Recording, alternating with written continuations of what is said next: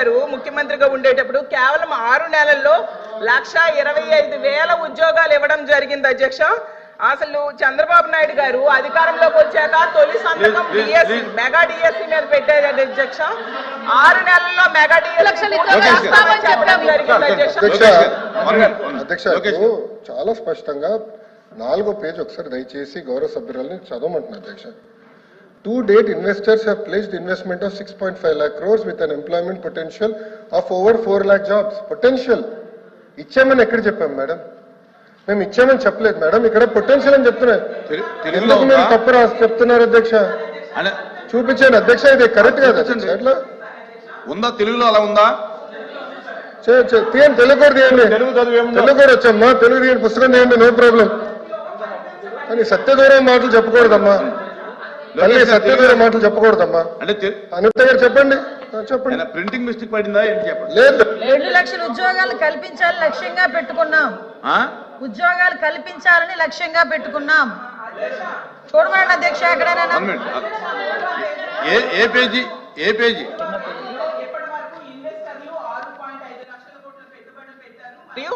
4 లక్షల మందికి ఉపాధి అవకాశాలు కల్పించబడినది స్పష్టంగా రాసుంది అధ్యక్ష. నేను అదే చెప్పాను అధ్యక్ష. నేను కంటిన్యూ చేస్తాను అధ్యక్ష. అలాగే చంద్రబాబు నాయుడు గారు మళ్ళీ చెప్తున్నాను, ప్రభుత్వం చాలా స్పష్టంగా చెప్పనండి నేను చదువుతున్నాను మేడం. ఇది గవర్నర్ ప్రసంగమే మేడం.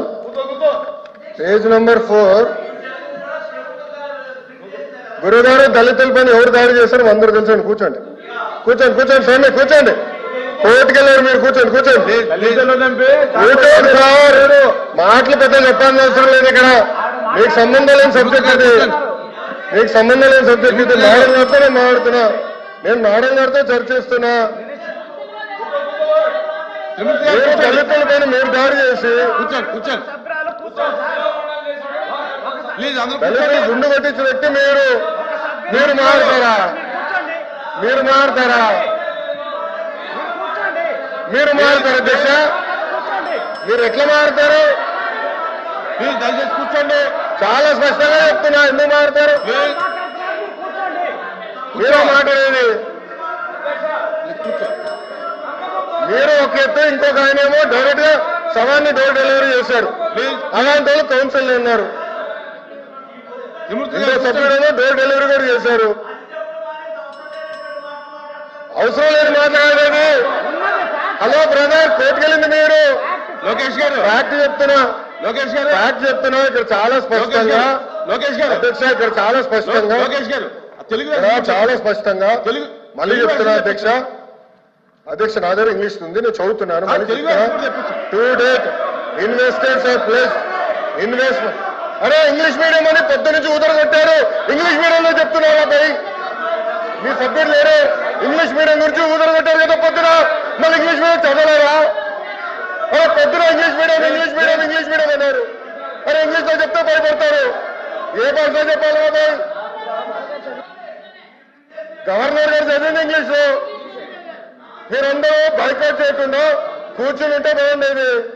అరే అది కాదు బాయ్, ఇంగ్లీష్ మీడియం చదవకూడదా? ఇంగ్లీష్ లో ఉందని చెప్పకూడదా? అరే మీరే ఇంగ్లీష్ మీడియం అని పెద్ద ఊదర కొట్టారు. నేను స్పీచ్ ప్రిపరేషన్ వెళ్ళినప్పుడు సబ్మిట్ చేసి ఇంగ్లీష్ మీడియం ఎత్తేస్తున్నాను కూడా మాట్లాడారు. మరి ఎట్లా బాయ్? తెలుగులో మాడితే తప్పంటారు, ఇంగ్లీష్ లో మాడితే తప్పంటారు, ఇంకే భాష మాట్లాడాలి? లోకేష్ గారు సార్ క్లియర్ గా 4వ పేజ్ లో to date investors have pledged investment of 6.5 lakh crores with an employment potential of 4 lakh jobs. అధ్యక్ష ఇది మా పార్టీ విధానం, ఇది ప్రభుత్వ నినాదం. క్లియర్ గా చెప్పాం అధ్యక్ష. గవర్నర్ గారు కూడా ఇది చదివారు అధ్యక్ష. దయచేసి మేడం గారు గుర్తుపెట్టుకోవాల్సిందిగా కోరుతున్నాం. తెలుగులో ఏమన్నా మిస్టేక్ పడిందని చూడండి.